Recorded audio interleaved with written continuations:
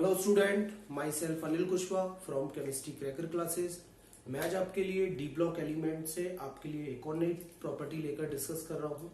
आज की मेरी प्रॉपर्टी होगी मैग्नेटिक प्रॉपर्टी, जिसमें हम लोग आज डायामैग्नेटिक पैरामैग्नेटिक नेचर के बारे में डिस्कस करेंगे, मेटल आयन का, ट्रांजिशन मेटल आयन का, और साथ में हम लोग नंबर ऑफ अनपेयर्ड इलेक्ट्रॉन्स और टोटल स्पिन काउंट करना सीखेंगे। काफी इंपॉर्टेंट टॉपिक है, ऑब्जेक्टिव पैटर्न पर काफी क्वेश्चंस बनते हैं यहाँ से कि टोटल स्पिन कितने होंगे इस मेटल आयन के अंदर, अनपेयर्ड कितने हैं, पैरा पेयर्ड कितने हैं, या ये क्वेश्चन हो सकता है कि टोटल मैग्नेटिक मोमेंटम कितना होगा। तो मैं उसके लिए अलग बात करूंगा, लेकिन पहले मैं आपको पेयर्ड, अनपेयर्ड और टोटल स्पिन्स के बारे में चर्चा कर रहा हूँ। ठीक है, आइए मैं आपको पहले बता दूं, जब आप क्लास 11th में पढ़ रहे थे तो आपने स्ट्रक्चर ऑफ एटम में आपने एक रूल्स पढ़ रखा था, हुड्स रूल। हुड्स रूल क्या कहता था कि किसी भी ऑर्बिटल में इलेक्ट्रॉन डिस्ट्रीब्यूट कैसे होंगे। जैसा कि आप लोग जानते हैं, एस का एक ऑर्बिटल होता है, पी के आपके 3 ऑर्बिटल होते हैं और डी के आपके 5 ऑर्बिटल हुआ करते हैं। जैसे कि आप लोग जानते हो एफ के टोटल 7 ऑर्बिटल होते हैं। ठीक है, तो अगर मेरे को D1 में इलेक्ट्रॉन को डिस्ट्रीब्यूट करना है, अगर D1 में इलेक्ट्रॉन को डिस्ट्रीब्यूट करना है तो कैसे होगा, 1 by 1 इलेक्ट्रॉन डिस्ट्रीब्यूट होगा। पहले सारे क्लॉकवाइज जाएंगे, जब सारे फिल हो जाएंगे तो फिर एंटी क्लॉकवाइज जाना स्टार्ट करेंगे।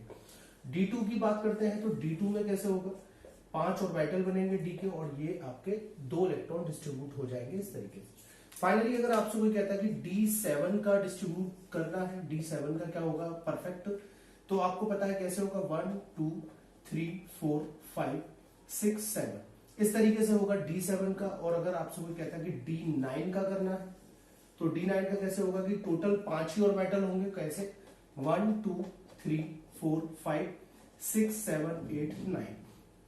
तो आप जानते हैं कि एक ऑर्बिटल के अंदर टोटल मैक्सिमम 2 इलेक्ट्रॉन आ सकते हैं, एक क्लॉकवाइज और एक एंटी क्लॉकवाइज। ठीक है, अगर किसी ऑर्बिटल में दोनों ही इलेक्ट्रॉन प्रेजेंट हैं तो हम उन्हें पेयर इलेक्ट्रॉन्स कहेंगे, और सिंगल इलेक्ट्रॉन है तो हम उसे अनपेयर्ड इलेक्ट्रॉन्स कहना पसंद करेंगे। तो जैसा देख सकते हैं D1 में ओनली सिंगल इलेक्ट्रॉन है तो नंबर ऑफ अनपेयर्ड की वैल्यू 1 होगी। यहाँ पे 2 है, यहाँ पे दोनों सिंगल ऑक्यूपाई है तो ये भी नंबर ऑफ अनपेयर्ड की वैल्यू 2 होगी। और यहाँ पे आप देख सकते हैं, यहाँ पे 2 पेयर्ड है और 3 अनपेयर्ड आ रहे हैं D7 में, तो यहाँ पे अनपेयर्ड इलेक्ट्रॉन्स की वैल्यू 3 होगी। लेकिन D9 में आप देख सकते हैं ओनली सिंगल अनपेयर्ड होगा, क्योंकि 4 आपको पेयर दिखाई देते हैं। चलिए D10 की अगर बात करते हैं तो D10 में इलेक्ट्रॉन डिस्ट्रीब्यूट करते हैं तो क्या आएगा, 1 2 3 4 5 6 7 8 9 10। तो फाइनली आप देख सकते हैं 0 वैल्यू आने वाली है, अनपेयर्ड इलेक्ट्रॉन 0 होगा, पेयर्ड नहीं होगा। केमिस्ट्री में ऐसा कहा जाता है कि अगर अनपेयर्ड इलेक्ट्रॉन्स मैग्नेटिक फील्ड में जाएगा तो अट्रैक्शन करेगा, अनपेयर्ड इलेक्ट्रॉन्स अगर मैग्नेटिक फील्ड में जाएगा तो अट्रैक्शन करेगा, और अट्रैक्शन करेगा तो उसका बिहेवियर जो होगा वो होगा पैरामैग्नेटिक। मैं बहुत इंपॉर्टेंट बात बोल रहा हूँ, याद रखिए, आपको ध्यान रखना है कि अगर सिंगल अनपेयर्ड इलेक्ट्रॉन्स भी होगा तो मैग्नेटिक फील्ड में जाके कैसा बिहेवियर दिखाएगा, आपको पैरामैग्नेटिक नेचर शो करेगा या पैरामैग्नेटिक बिहेवियर दिखाएगा। लेकिन अगर पेयर इलेक्ट्रॉन है तो वो रिपल्शन करेगा मैग्नेटिक फील्ड में जाके और वो दिखाएगा डायामैग्नेटिक कैरेक्टर। याद रखेंगे, अनपेयर्ड इलेक्ट्रॉन्स होगा तो पैरामैग्नेटिक कैरेक्टर होगा, और मैं बार बार बोल रहा हूं कि अनपेयर्ड होगा तो कैसा होगा, पैरामैग्नेटिक होगा, और अगर पेयर्ड होगा तो कैसा होगा, डायामैग्नेटिक कैरेक्टर होगा। ठीक है, ये चीज नोट कर लें, कहीं मैं बोल रहा हूं कि अनपेयर्ड होगा तो पैरामैग्नेटिक बिहेवियर होगा, और अगर पेयर्ड होगा तो रिपल्शन होगा मैग्नेटिक फील्ड में जाके तो डायामैग्नेटिक होगा। तो ये समझ लीजिए, मैं अब आपको शॉर्ट ट्रिक देने वाला हूं। बहुत जल्दी जल्दी हम लोग अनपेयर्ड इलेक्ट्रॉन्स काउंट करेंगे और बहुत शॉर्ट ट्रिक में करेंगे। मैं बता चुका हूं पहले कि मोस्टली जो क्वेश्चंस आते हैं वो 3D सीरीज से आते हैं, 3D सीरीज में मैक्सिमम क्वेश्चन बनते हैं। ठीक है, मैं पूरी कोशिश करूंगा जल्दी जल्दी आंसर्स कैसे करना है। आप पहले से फटाफट पॉज करके नोट कर ले, आप खुद से D1 से लेकर D10 तक का ट्राई कर सकते हैं, सारे निकाल सकते हैं कि कितने अनपेयर्ड है और कितने पेयर्ड है, क्योंकि मुझे D की ही आवश्यकता है, मुझे D पे ही ज्यादा काम करना है। फटाफट पॉज करके नोट कर। चलिए, प्रीवियस वीडियो में आप लोग इलेक्ट्रॉनिक कॉन्फ़िगरेशन वाला वीडियो मेरा देख सकते हैं। मैंने उसमें आपको बताया है कि आपको कैसे करना है। ठीक है, अनपेयर्ड इलेक्ट्रॉन्स वाला इलेक्ट्रॉनिक कॉन्फ़िगरेशन वाला वीडियो मैंने बताया हुआ है। तो आपको पता है कि हमारा जो 3D सीरीज है, जो बहुत इंपॉर्टेंट सीरीज है, जो कौन सी है, स्कैनेडियम आता है, टाइटेनियम आता है, vanadium, chromium, manganese, iron, cobalt, nickel, copper, zinc. मेरी जनरली चर्चा इन्हीं पे रहेगी क्योंकि इन्हीं पे क्वेश्चन ज्यादा आते हैं। 21, 22, 23, 24, 25, 26, 27, 28, 29, 30। ठीक है, चलिए मैं पहले ही बोल चुका हूं कि आप 1:2, 2:2, 2p6, 3:3, 3p6 करना चाहे कर सकते हैं। प्रीवियस वीडियो में मैंने बताया है, लेकिन मेरे को तो जल्दी क्वेश्चन करना है अपना, तो मैं क्या कर रहा हूं, मैं एक शॉर्ट ट्रिक लगा रहा हूं कि मैंने प्रीवियस वीडियो में बताया था कि मैं मान लेता हूं कि 4s2 तक जो इलेक्ट्रॉन जा रहे हैं वो 20 है। ठीक है, 3D सीरीज के लिए ये है अलाउड, सबके लिए नहीं है। 4s2 तक जितने भी इलेक्ट्रॉन फिल हो रहे हैं वो कितने हैं, 20 है, बाकी के मेरे सारे भरे हुए हैं। ये आपके लिए शॉर्ट ट्रिक है जल्दी क्वेश्चन करने की। तो 21 करना है तो 3D आएगा 4s के बाद, और 3D में कितना 1 इलेक्ट्रॉन जाने वाला है। अगला देखिए 4s2 कितना 3D2 होगा, 4s2 3D 3 होगा। 4 का करना है तो 4s2 20 तो 20 होता है 4s2, और फिर 4 करना है तो 3D 4 हो जाएगा। 25 का करना है तो डायरेक्ट करिए, 4s2 20 होता है और 3D 5 25।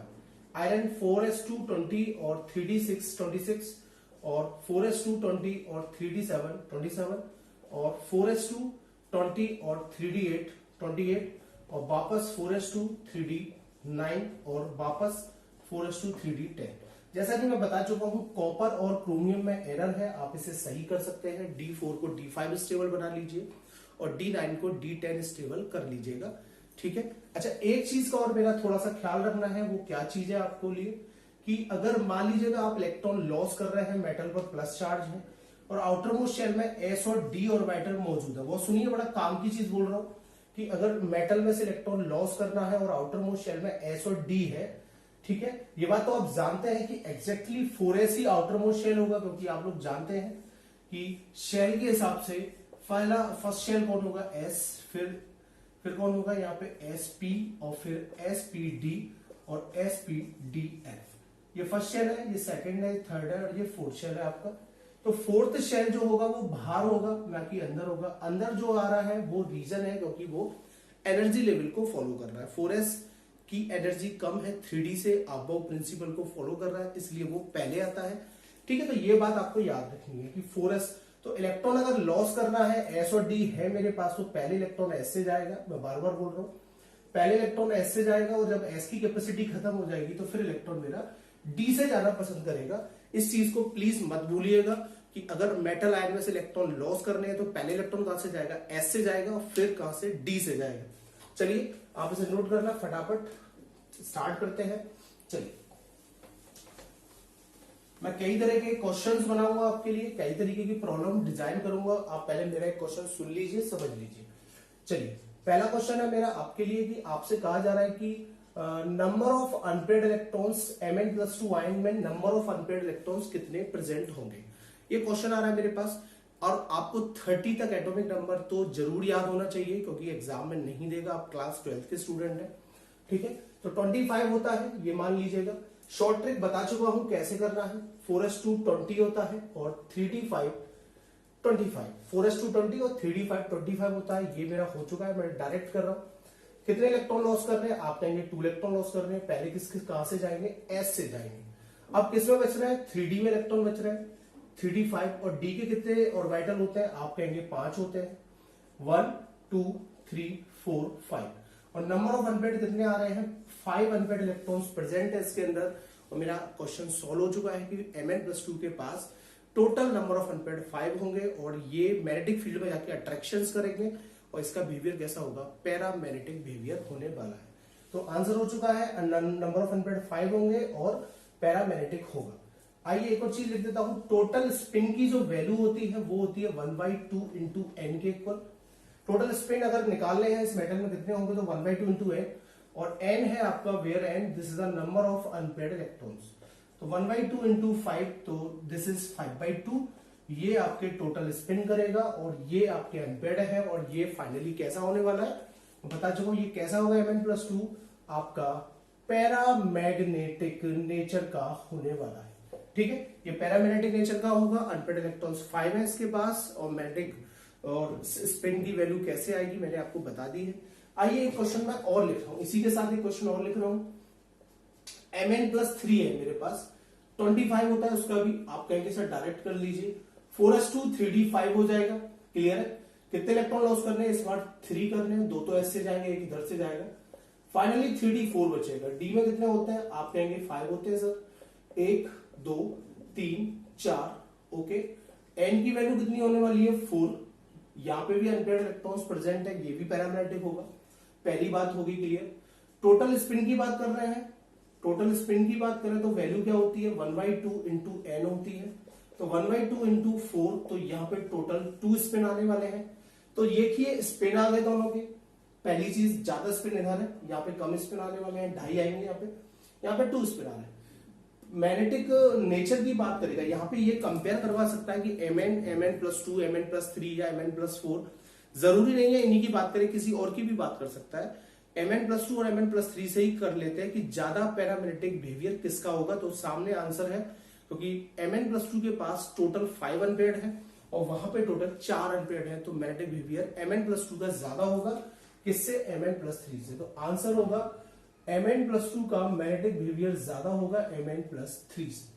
तो ये आंसर्स होगा। आप इस तरीके से पेयर्ड, अनपेयर्ड और डाया, पैरा ये सब निकाल सकते हैं, स्पिन की वैल्यू निकाल सकते हैं। अभी एक आध आंसर, अभी 1-2 एग्जांपल और लेते हैं। पहले आप इसे पॉज करके नोट कर लीजिए।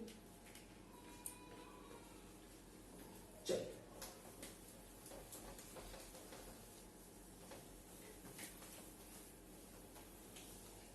आपके सामने क्वेश्चन ऐसे ही आने वाला है। मान लीजिए एक आपको मिला हुआ है Fe+2 और एक आपको मिला हुआ है Zn+2। एटॉमिक नंबर 30 होता है, यहाँ पे 26 होता है। आपसे पूछा जाएगा which metal ion are paramagnetic, diamagnetic, या किसके अनपेयर्ड इलेक्ट्रॉन्स ज्यादा होंगे, किसके कम होंगे, किसमें स्पिन ज्यादा आएंगे, किसमें स्पिन कम होंगे, कौन मैग्नेटिक फील्ड में जाकर अट्रैक्शन करेगा, कौन रिपल्शन करेगा, और टोटल स्पिन की वैल्यू किसकी ज्यादा और किसकी कम होगी। चलिए, तो मैं शॉर्ट ट्रिक बता चुका हूं कैसे कर रहा है, आप डायरेक्ट करिए। 4s2 सर आपने हमें बताया 20 होता है और 3d 6 होगा। यहाँ पे करते हैं तो कितना होगा 4s2 3d 10 आने वाला है। मैं बता चुका हूं कि जब भी s और d प्रेजेंट होंगे तो पहले इलेक्ट्रॉन कहां से जाएंगे, आप कहेंगे सर s से इलेक्ट्रॉन जाएंगे, यहां से 2 जाने वाले हैं और यहां से भी 2 इलेक्ट्रॉन जाने वाले हैं। तो यहाँ पे कितना बच रहा है 3d 6 बचेगा और यहाँ कितना बच रहा है 3d 10 बचेगा। ठीक है, 1 2 3 4 5 और ये 6। और यहां पे अगर करते हैं तो क्या आने वाला है 1 2 3 4 5 6 7 8 9 10। तो n की वैल्यू यहाँ पे 0 है, n की वैल्यू यहाँ पे 4 है। तो आप देख सकते हैं कि ऊपर अनपेयर्ड इलेक्ट्रॉन्स प्रेजेंट है, नीचे अनपेयर्ड इलेक्ट्रॉन्स नहीं है। ये मैग्नेटिक फील्ड में जाएंगे तो अट्रैक्शंस करेंगे और मैग्नेटिक बिहेवियर होगा पैरामैग्नेटिक। नीचे वाले जो इलेक्ट्रॉन्स होंगे वो रिपल्शन करेंगे और मैग्नेटिक बिहेवियर होगा इनका डायामैग्नेटिक। ठीक है, डायामैग्नेटिक नेचर होगा Zn का, बहुत इंपॉर्टेंट क्वेश्चन है। और इसका पैरामैग्नेटिक होगा, क्यों होगा, आंसर आपके सामने है, क्योंकि ये सारी चीजें मैं basis on the number of unpaired electrons कह पा रहा हूं। ठीक है, टोटल स्पिन चाहिए, टोटल स्पिन की वैल्यू चाहिए इनकी। तो टोटल स्पिन 1/2 इंटू एन होता है। अगर पहले का चाहिए तो कितना 1/2 इंटू 4 हो जाएगा और यहाँ पे 2 स्पिन आने वाले हैं। और दूसरे का अगर चाहिए टोटल स्पिन की वैल्यू 1/2 इंटू एन होता है और 1/2 इंटू 0। फाइनली यहाँ पे 0 स्पिन होगा, यहाँ पे कोई स्पिन नहीं होगा। तो इस तरीके से आप और भी बहुत सारे मेटल्स के, ट्रांजिशन मेटल के magnetic behaviour, unpaired, paired, magnetic property, किसकी बिहेवियर ज्यादा होगा, किसका पैरामैग्नेटिक ज्यादा होगा, ये सारी चीजें पता कर सकते हैं। टोटल स्पिन की वैल्यू पता कर सकते हैं। अगर वीडियो पसंद आया है तो और भी स्टूडेंट्स को बताइएगा, लाइक करिए, सब्सक्राइब करिए। Thank you.